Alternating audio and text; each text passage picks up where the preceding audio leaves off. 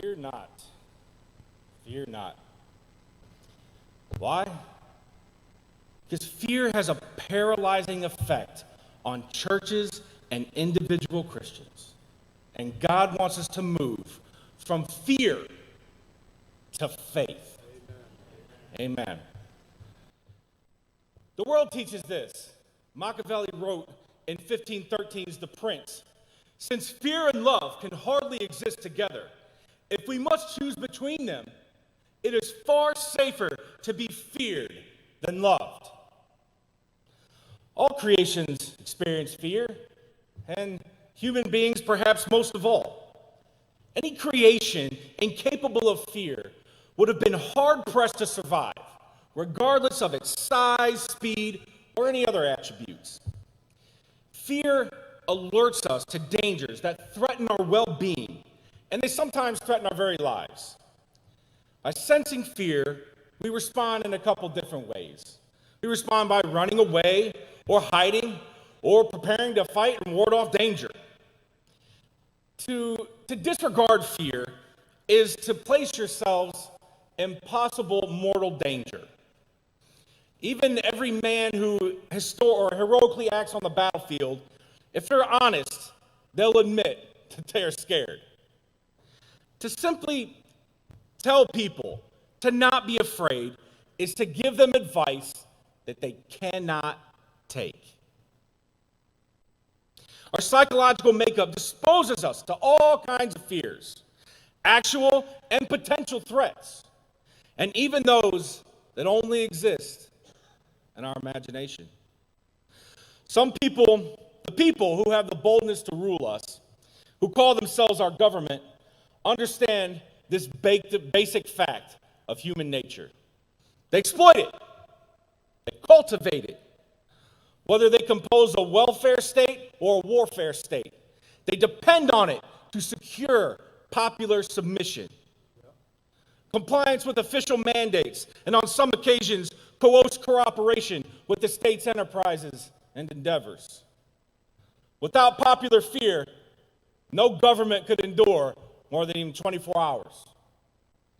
David Hume taught that all government rests upon public opinion, but that public opinion, he maintains, is not the bedrock of government. Public opinion rests itself on something far deeper: fear. The foundation of every government's power is fear. It is the same with our spiritual enemy's government as well. The prince of this world, his favorite weapon? Fear. So today I'm going to ask you, what are you afraid of?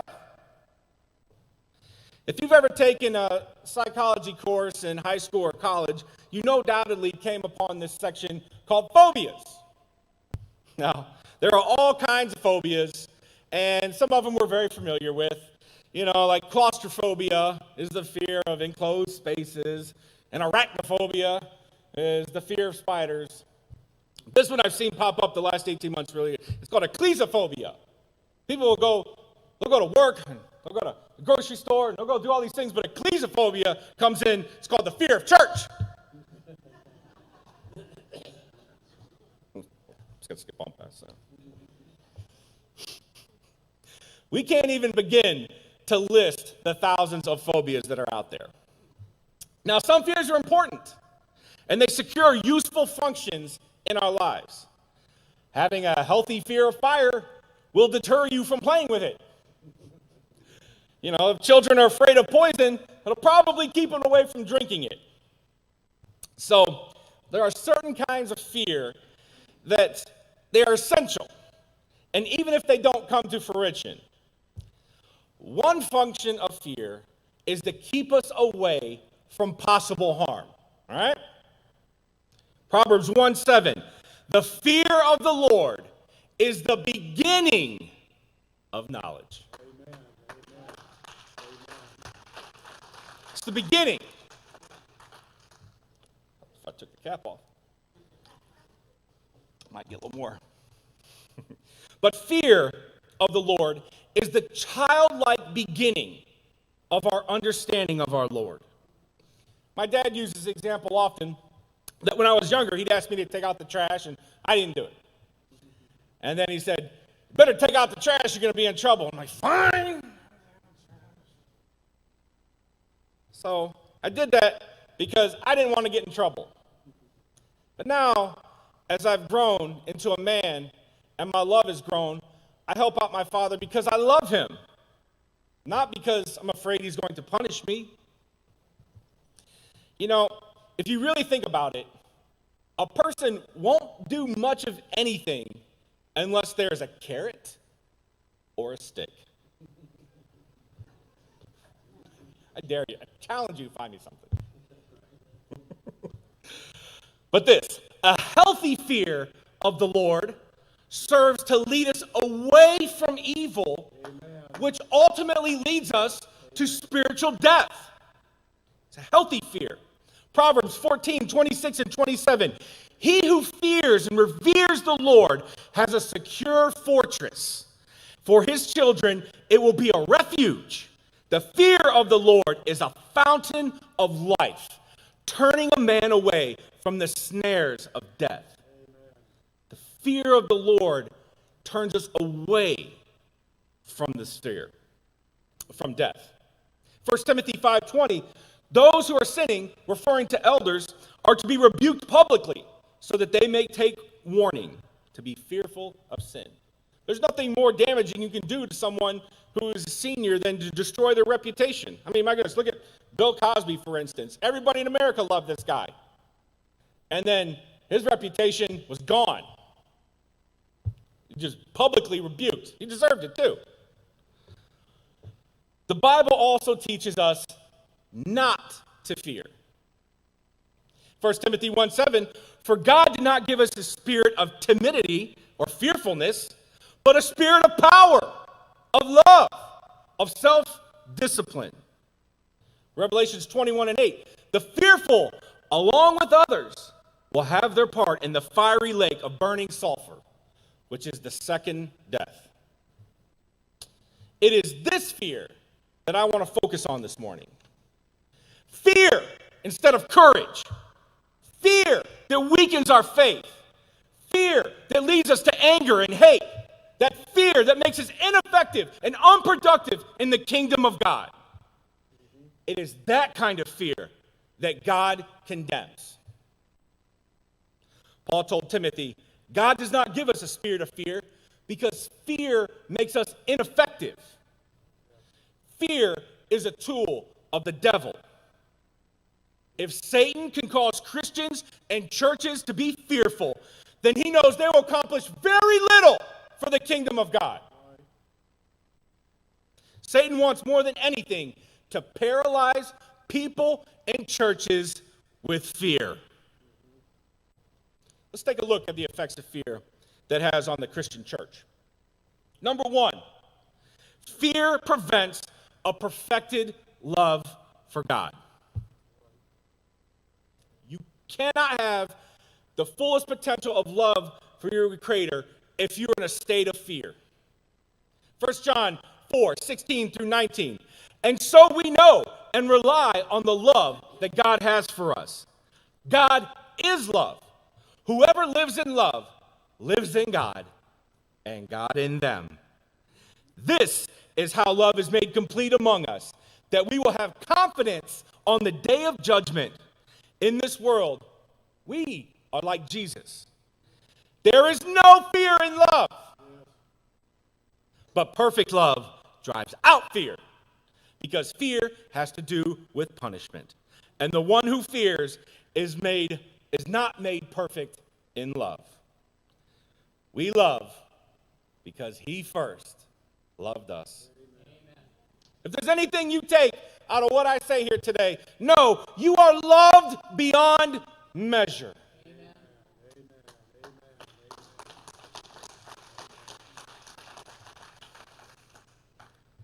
But herein lies the difficulty that many people have in trying to figure out both the love and the fear of God. We read passages that tell us to fear God. And then we read here in John, it makes it clear that the fear inhibits the perfected love of God. So which is it? Are we to fear God or are we to love him? The answer is this. It's both. However, a child of God should not have a cringing, terrifying fear of God.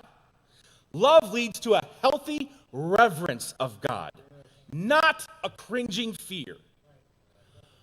That's right. Our Heavenly Father wants our reverence and our respect that prompts our obedience. He doesn't want us to be frightened of him.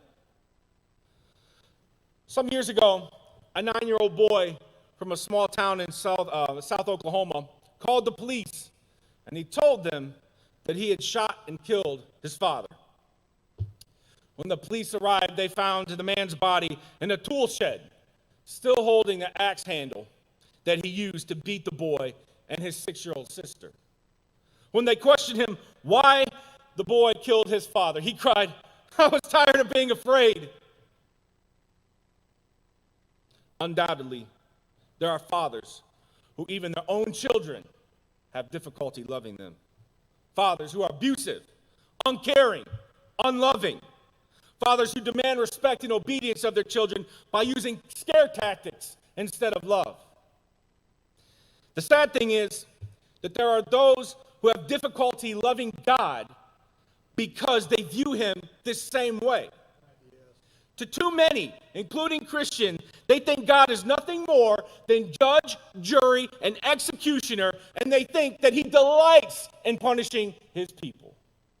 Nothing could be further from the truth. And when things are going good in their life, they think that God is happy with them. And when things are going wrong, that God is somehow punishing them for their sins and their mistakes. I would have a difficult time loving a God like that. But God's love is not contingent upon us loving him. 1 John 4:10. This is love. This is love. Not that we loved God, but that he loved us first, and he sent his son as an atoning sacrifice for our sins. Oh, man.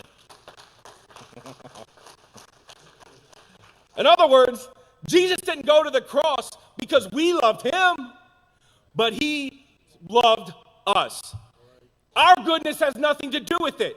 It was his compassion, his goodness, his grace, his mercy, his love for the hopelessly lost in sin that prompted him to wrap himself in flesh. 1 John 4:19. We love God because he first loved us. It's not the other way around. Those who serve and obey God strictly out of a cringing fear of him will never experience true joy and peace that God so desperately wants us to have through his Holy Spirit. Love, not fear, is the greatest motivation that one can have. Why do we love God? Because he loved us first. Why do we repent of our sins? Because he loved us first. Why do we endure to serve and obey God? Because he loved us first. Being loved is such a wonderful thing. Does anyone here not want to be loved? Has anyone here forgotten what it's like to be loved? Remember, you are loved so much. Perfect love casts out fear, because fear involves punishment. Oh, sure. One might serve God for a little while out of fear of punishment, but there finally comes a time when fear is no longer a motivation. Fear cannot permanently be sustained. Continual fear will finally lead to rebellion. John said, "It is God's love for us and our love for him that keeps us faithful." Keeps us faithful. If you are having trouble being faithful at this time, remember your motivation. Remember his love. Second one, fear creates a spirit of slavery. Do you see all the slaves around that have been created by fear? It's becoming acceptable to mistreat people and to deny people the right to buy, sell, or work if they happen to have a different opinion than you. Romans 8:15 through 17. The spirit you receive does not make you slaves, so that you live in fear again. When we lived in sin, we lived in fear. We're brought out of fear. We're no longer slaves. Rather, the spirit you receive brought about your adoption to sonship, and by him we cry, Abba, Father. The Spirit himself testifies that our spirit, that we are God's children. Now, if we are children, then we are heirs, heirs with God, co-heirs with Christ, if indeed we share his sufferings, in order that we may also share in his glory. Amen. Do you know Christians who are so afraid to do something because they might make a mistake and are consequently enslaved by their fear? Over the years, I've known a few. The fear of making a mistake rendered them basically useless for the kingdom of God. Useless. Such a tragedy. Not only do people place themselves in slavery by their personal fears, but they also allow the fears of others to enslave them. Let that sink in.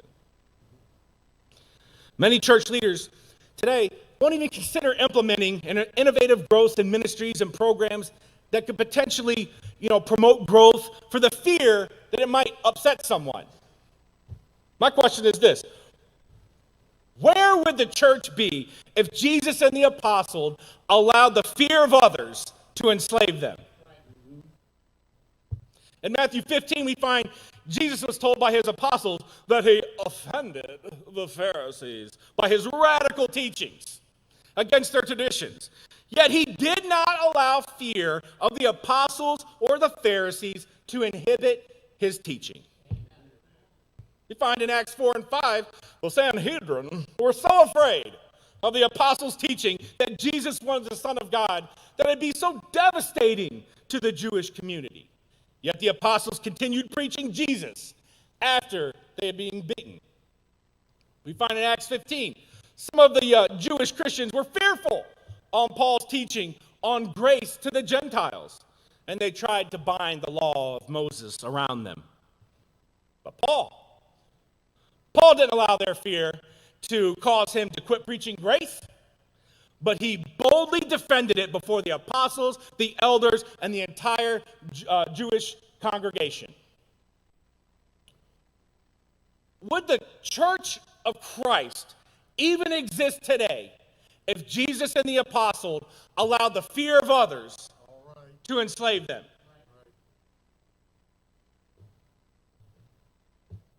Listen to what Paul says in Galatians 5:1. It is for freedom that Christ set us free. Amen. Stand firm, then, and do not let yourselves be burdened again by the yoke of slavery. By the yoke of fear. Paul is urging his brothers and sisters not to be enslaved by the legalistic demands of others. Legalism, among other things, it's binding to others what God has not bound on them. So, it's prompted by the fear that God is some kind of vengeful being. He's just out there waiting for you to mess up, and he's going to pounce on you. No. So worried that God's just waiting for them to make a mistake. Those that are enslaved by this legalistic fear are constantly trying to play it safe, just in case they might make God angry. All those traditions that the Pharisees bound upon the people was an attempt to play it safe. They were so afraid of disobeying God's law that they created their own laws and traditions around God's law. These traditions were known as sayag, and it means a Hebrew word for fence.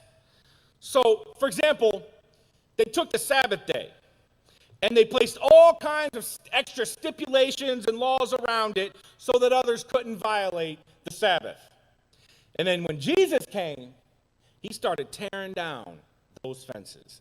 When Jesus said the Sabbath was made for man, not man for the Sabbath, he was pointing out that God gave his law to ease burdens, not to create more.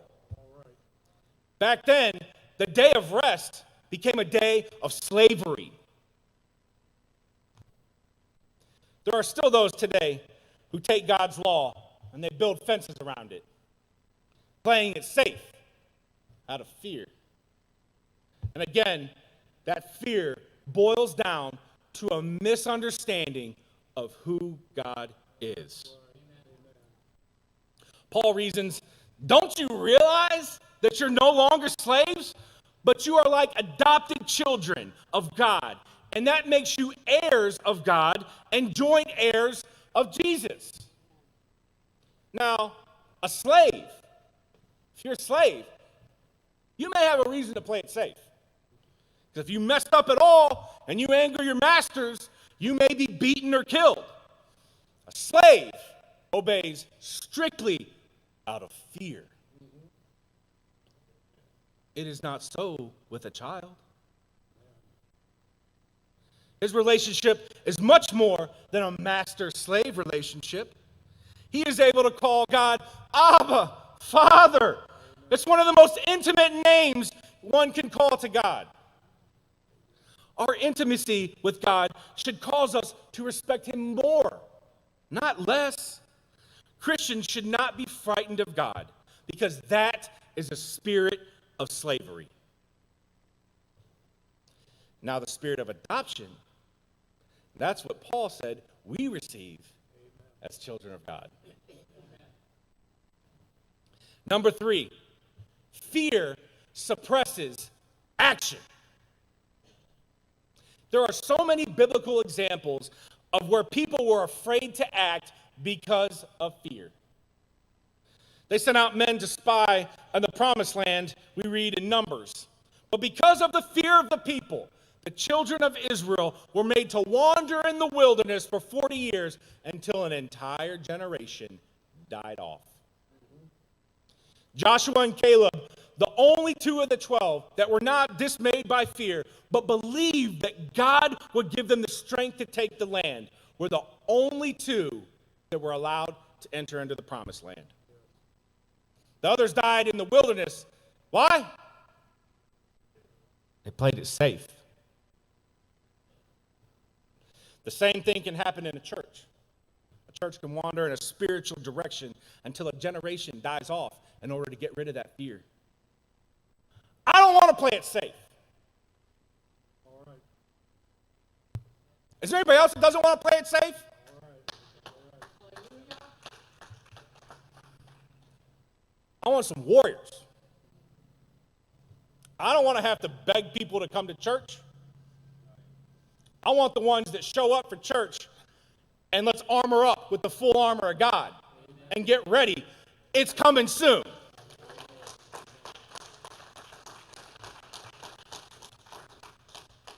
I'm done trying to talk Christians into coming to church. For real.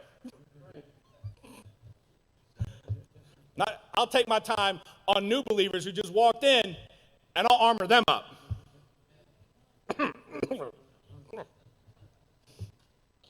The one talented man who didn't put his talent to work for the master. Why? He was afraid of him. He played it safe. What happened? It cost him everything, including his soul. Fear suppresses personal spiritual growth and congregational growth. Let me tell you, there will always be a what if. Always. When challenged to embark on a new direction or implement a new ministry or make some new changes that we believe to stimulate some excitement and some growth, we often hear defeatist and fearful remarks like, it's never been done before. It costs too much money. We better play it safe. If we do this, it might stir up some trouble. Where will this all lead? This is the way we've always done these things. And I just don't like change. These remarks are much like the ones made by the 10 men that came back to spy out the land.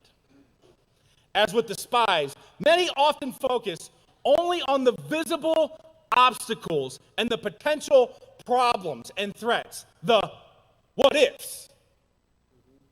And they allow fear to cause them to wander in the wilderness out of defeat and despair. And they can't imagine why they're not growing spiritually. They can't imagine why the church isn't growing. What could be wrong? The Church of Jesus Christ needs fearless leaders like Joshua and Caleb.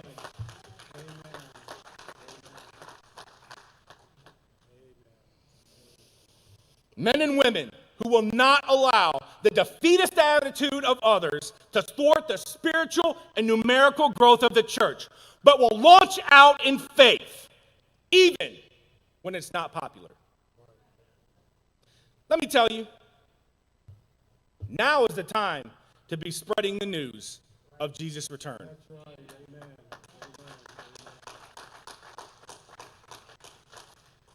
I'll go to the gas station.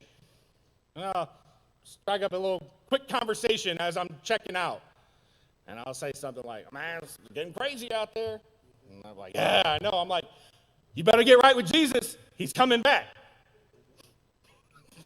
And they're like,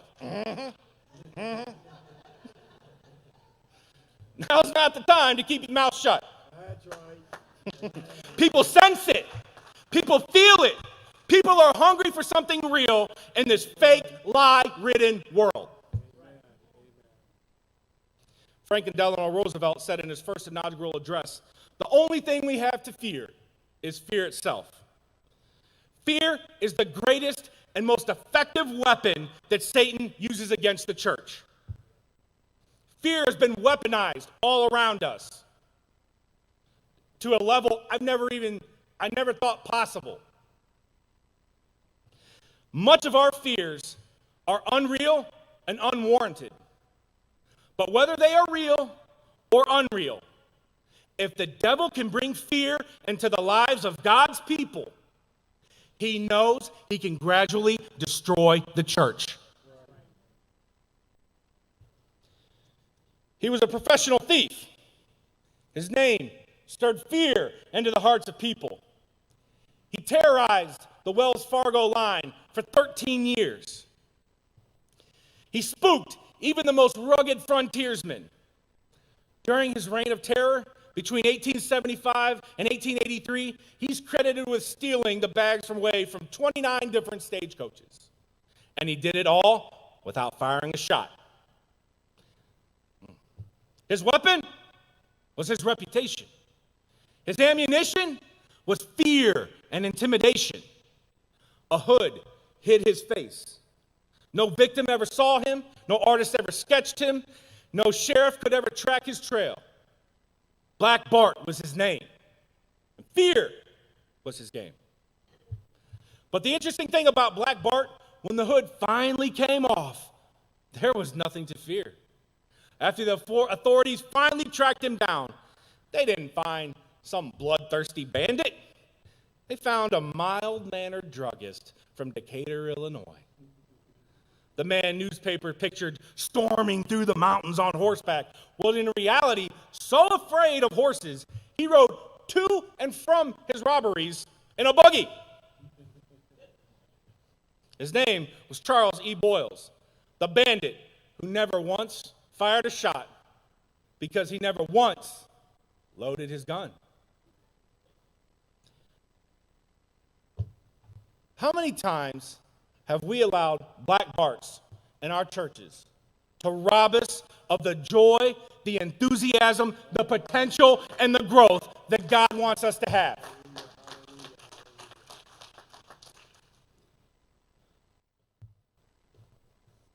What I want to know is, which is it? Which is it? Are you going to be moved by faith or paralyzed by fear?